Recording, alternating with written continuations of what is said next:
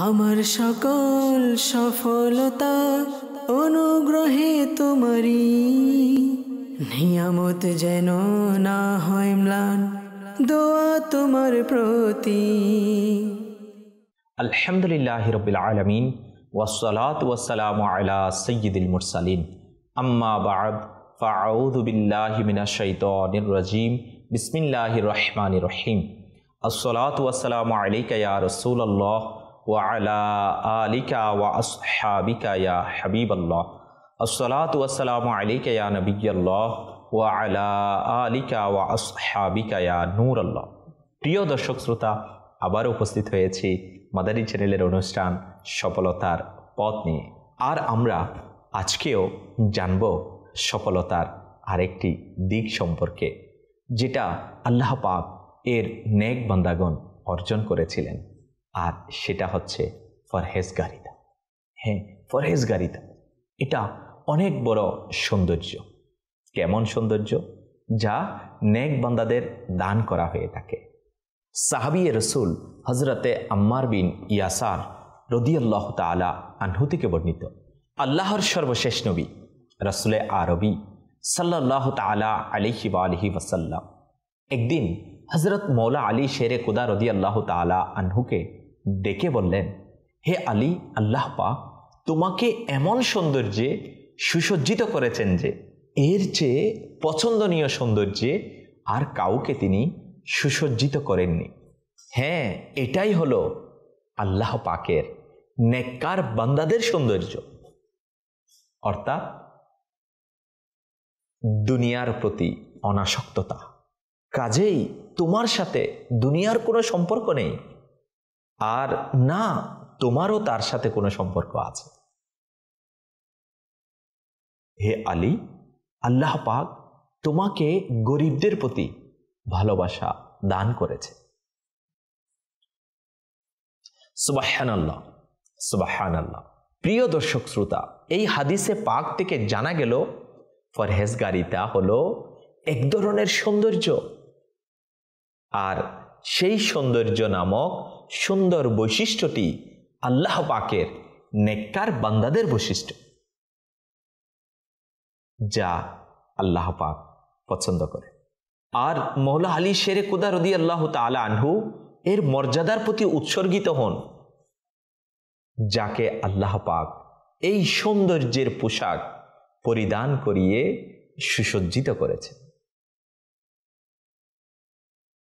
High, আমরাও যদি পরহেজগারিতার সেই মহান মূল্যবান সৌন্দর্যের পোশাক পরিধান করতে পারতাম, হাই আমরাও যদি দুনিয়া বিমুখ হতে পারতাম, হাই আমাদের হৃদয় থেকেও যদি দুনিয়ার মোহ চলে যেত, আমাদের অন্তরে যদি আল্লাহ পাক ও তার রাসূলের ভালোবাসা বদ্ধমূল হয়ে যেত।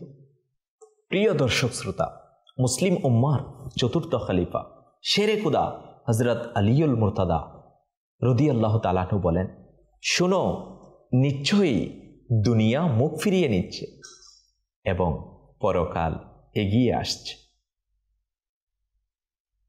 মানুষ উভয়ের প্রত্যাশা করে।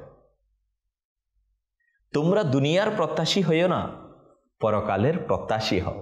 নিশ্চয়ই আজ হলো আমলের জন্য। আজ হিসাব নয়, আগামীকাল হবে হিসাব নিকাশের। আমলের সুযোগ নেই। প্রিয় দর্শক শ্রোতা, মৌলা আলী শেরে খুদা রাদিয়াল্লাহু তাআলা আনহু কেমন সুন্দর উপদেশ আমাদেরকে দিলেন। আর মৌলায়ে কায়নাত মৌলা আলী শেরে খুদা রাদিয়াল্লাহু তাআলা আনহু এর পরহেজগারিতার কি শান। তিনি ছিলেন আমিরুল মুমিনিন, মুসলমানদের খলিফা। সিংহাসন ও রাজত্ব ছিল তারই অধীনে। তিনি চাইলে বিলাসবহুল জীবনযাপন করতে পারতেন, কিন্তু তিনি তাকওয়া, পরহেজগারিতা, ধৈর্য ও অল্পে তুষ্টির মধ্যেই জীবন যাপন করাকে পছন্দ করেছেন। হযরত ইবনে গাফলা রাদিয়াল্লাহু তাআলা আনহু বলেন, আমি একদিন আমিরুল মুমিনিন হযরত মৌলায়ে কায়নাত শেরে খুদা রাদিয়াল্লাহু তাআলা আনহু এর নিকট দারুল আমারাত কুফায় উপস্থিত হই। তার সামনে জব শরীফের রুটি এবং এক বাটি দুধ রাখা ছিল, এবং রুটিটি এতটাই শুকনো ও শক্ত ছিল যে কখনো হাত দিয়ে আবার কখনো হাঁটুর উপর রেখে ছিঁড়তেন। এটা দেখে আমি তার দাসী ফিদ্দা রাদিয়াল্লাহু তাআলা আনহাকে বললাম, আপনার কি তার প্রতি মায়া হয় না? একটু দেখুন না, রুটির সাথে বুশি লেগে আছে, তার জন্য জব শরীফ ছেঁকে নরম রুটি তৈরি করুন, যাতে ছিঁড়তে কোনো অসুবিধা না হয়। ফিদ্দা রাদিয়াল্লাহু তাআলা আনহা জবাবে বলেন, আমিরুল মুমিনিন আমাদের কাছ থেকে অঙ্গীকার নিয়েছেন আমরা যেন তার জন্য জব শরীফ কখনো ছেঁকে রান্না না করি।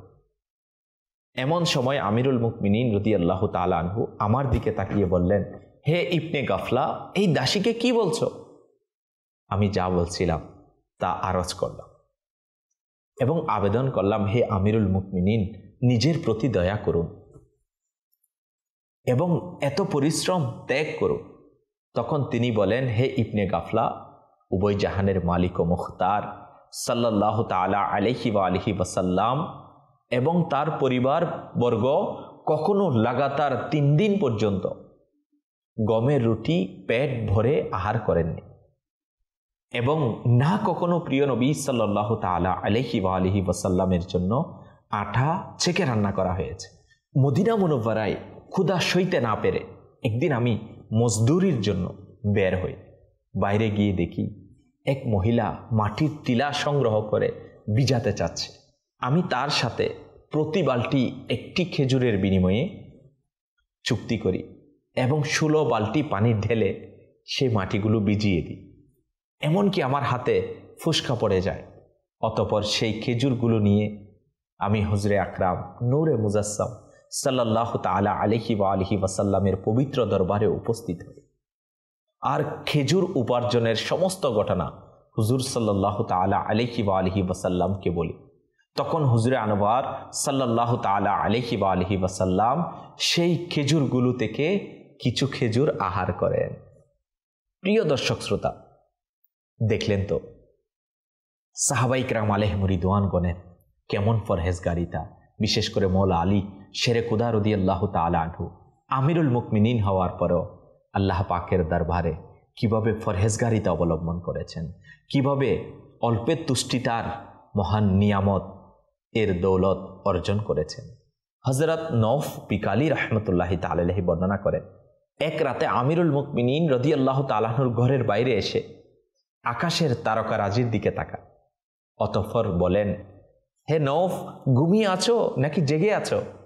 আমি বললাম, হে আমিরুল মুমিনিন, জেগে আছি। তিনি বলেন, হে নওফ, দুনিয়ায় পরহেজগারিতা অবলম্বনকারী এবং পরকালের প্রতি আগ্রহীদের জন্য সুসংবাদ। তারাই সেসব লোক যারা বসবাসের জন্য উঁচু দালান নির্মাণ না করে শূন্য জমিনকে বেছে নিয়েছে এবং এর মাটিকে বিছানা বানিয়ে নিয়েছে এবং এর পানিকে সুগন্ধ বলে মনে করেছে। পবিত্র কোরআনের তেলাওয়াত ও দুআকে তাদের পরিচয় ও নীতিবাক্য বানিয়ে নিয়েছে। হযরত ঈসা রুহুল্লাহ আলা নবিয়িনা ওয়া আলাইহিস সালাতু ওয়াস সালামের মতো দুনিয়া থেকে তারা নিজেদের বিচ্ছিন্ন করে নিয়েছে। আমিরুল মুমিনিন হযরত আলীউল মুরতাদা রাদিয়াল্লাহু তাআলা আনহু বর্ণনা করেন, প্রিয় নবী রাসূল আরবী সাল্লাল্লাহু তাআলা আলাইহি ওয়া আলিহি ওয়াসাল্লাম ইরশাদ করেন, যে পৃথিবীতে পরহেজগারিতা অবলম্বন করে আল্লাহ পাক তাকে ইলমে লাদুন্নি দান করেন, কোনো মাধ্যম ছাড়াই তাকে হিদায়াত দান করেন, অন্তর্দৃষ্টির নূর দান করেন এবং গুমরাহি ও পথভ্রষ্টতা থেকে রক্ষা করেন। প্রিয় দর্শক শ্রোতা, দেখলেন তো আল্লাহ পাক এর প্রিয় রসুল মকবুল সাল্লাল্লাহু তাআলা আলাইহি ওয়া আলিহি ওয়াসাল্লাম এর মুবারক দরবার থেকে কেমন সুসংবাদ এসেছে। পরহেজগারিতা অবলম্বন করা আল্লাহ পাকের দয়া ও রহমত অর্জন করতে পারবে। হ্যাঁ, আল্লাহ পাক তাদেরকে হিদায়াত দান করেন, আল্লাহ পাক তাদেরকে গুমরাহি ও পথভ্রষ্টতা থেকে রক্ষা করেন। আল্লাহ তাআলা আমাদেরকেও পরহেজগারিতার সেই মহান দৌলত অর্জন করার তৌফিক নসিব করুক আর আল্লাহ পাকের রাস্তায় আমাদেরকে সফলতা দান করুক।